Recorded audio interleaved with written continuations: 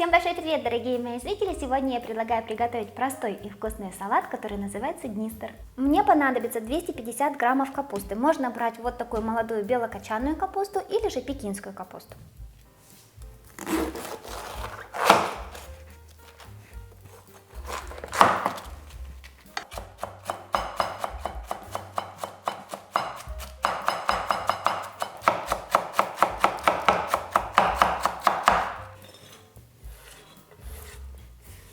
Мелко нарезаем немного зеленого лука.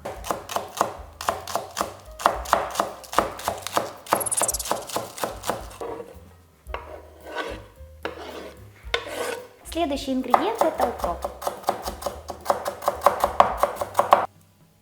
Соломкой нарезаем копченое куриное филе, где-то граммов 100-150.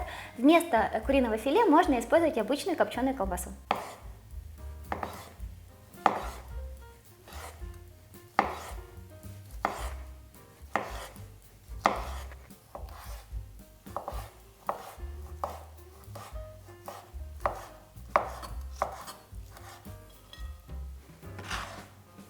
И теперь самое сложное. Добавляем 150 граммов консервированного горошка.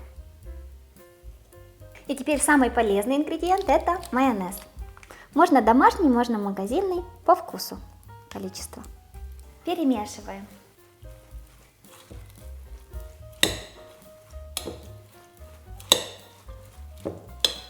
Попробуйте салат, и по вкусу его можно посолить.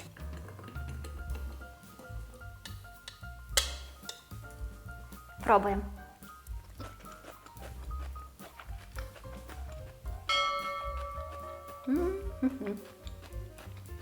Салат просто крутейший и при этом простейший. Попробуйте, я уверена, что вам понравится. Он такой освежающий, но при этом вот этот слегка привкус копчености есть, и очень хорошо сюда подходит консервированный горошек. А капуста, она это все дело освежает, и получается очень-очень круто.